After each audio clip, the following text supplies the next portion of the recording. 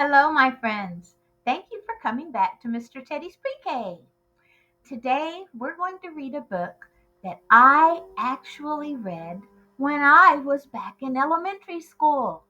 I remember finding this book in the library at my school. I remember sitting down at the table and looking at the illustrations or the pictures, and I remember loving it. And guess what? I still love it. And I read this book to my pre-K class now. Let me show you the front cover. It's called A Tree is Nice. The author is Janice Udry. The author is the one who thought up the words or the story. The beautiful illustrations were done by Mark Simont. We're going to talk a lot about the illustrations today. That's the pictures in the book. This artist or illustrator does something very unique with his pictures that help you to notice color. So we're going to pay really close attention to the pictures that you see. Okay? I also noticed this circle down here.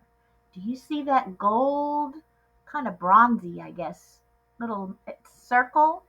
It's called the Caldecott medal. That means this illustrator, Mark Simont, won an award. He won a Caldecott Award. That means a lot of people thought his pictures were special too. Let's look at the front cover. I see a very tall tree. Down here on the bottom, I see a little girl. Looks like she's watering a baby tree. And there's a dog, and he's looking up at a cat. Yes, you're right. In the month of April, we celebrate a day called Earth Day. That's when we think about our Earth, our planet. We think about what we could do to take care of our planet. This book sort of does that too, because it talks about trees and how trees are beautiful, very important parts of our world. Let's read A Tree is Nice together, shall we? All right. Ooh, look at the beautiful greens. This page says trees are very nice. They fill up the sky. And this is a whole bunch of trees. Do you see that? Do you remember what we call a whole bunch of trees all together? We read a book about it just a few days ago. That's right, a forest. This looks like a beautiful green forest. Our planet does not have as many forests as it used to. It's important that we keep those trees. Look at this. On this page, the illustrator used lots of bright colors, lots of greens. But on this page, he switched. There are no bright colors. He switched to black and white. It tells me that trees live beside rivers and valleys, and they even live up on hills. The author is telling us that trees can grow anywhere. But I wonder why he didn't use color or illustration in this picture. Do you think it might be to help us recognize and see the colors better and appreciate them? That means be happy that they're there. Let's see. Let's keep reading. Oh, the color is back. It says trees make up the woods, and they make everything in our world beautiful. Woods. That's another word for the forest. I see a bright yellow sun. I see lots of trees. In a few days, there's going to be an eclipse. That's when the moon is going to get in between us and the sun and make things dark and shadowy for a little while. I wonder if the colors will look differently during that time. Let's keep going. Oh, the color's gone again. It's back to black and white illustrations. Can we see any green in our beautiful trees? No, not in here. It says even if you only have one tree like this, that's nice. It gives you shade and it helps animals during the summer. Do you see that horse standing in the nice shade of the tree? During that eclipse that's coming up, if you're looking down at the ground at shadows, you might see something very special. Oh, this is my favorite page in this book. Look at the fall colors of the trees. Do you see the yellows and reds and browns?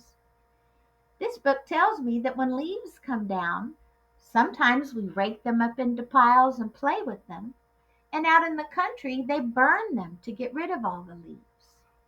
Look at those colors. Beautiful, beautiful leaves. Up, back to black and white illustrations. This says a tree is nice because it has a trunk and limbs to climb on. Have you ever climbed up in a tree? You have to be careful. Make sure mom or dad are with you if you try it.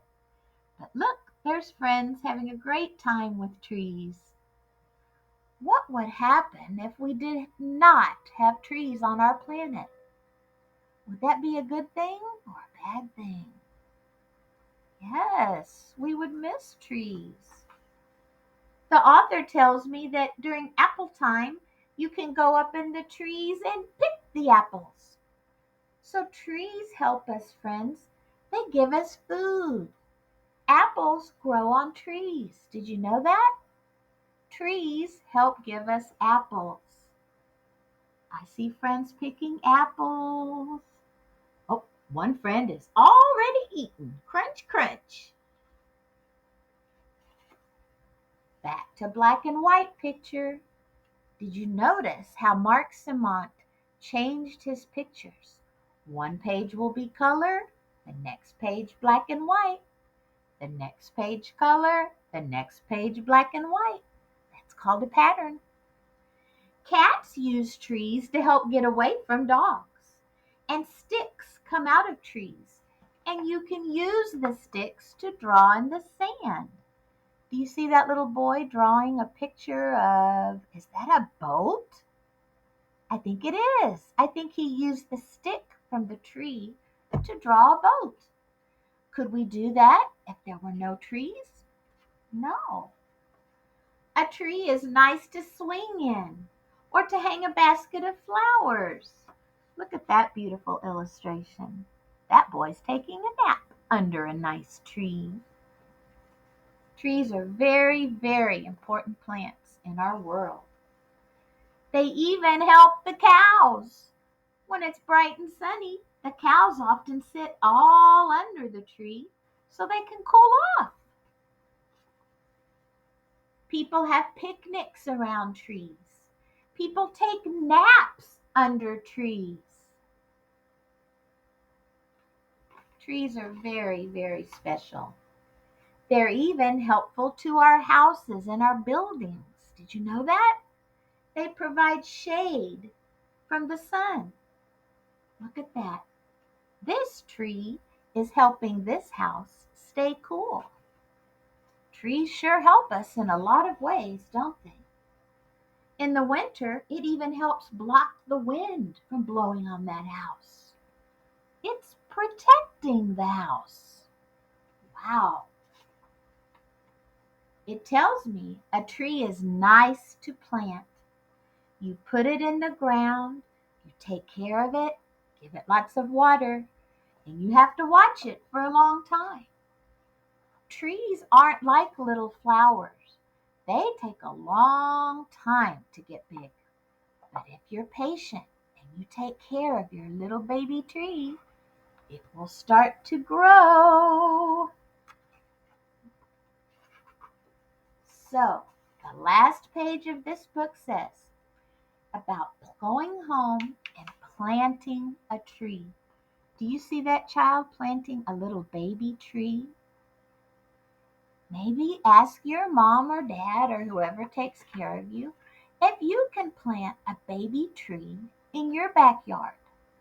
That helps our planet. Trees give us oxygen. That's the air we breathe. They give us shade. They give us protection. They offer their wood to help us build things. But our planet doesn't have as many trees as it used to. So ask mom or dad if you can go plant a baby tree like that little girl's doing. Good listening, my friends. See you next time.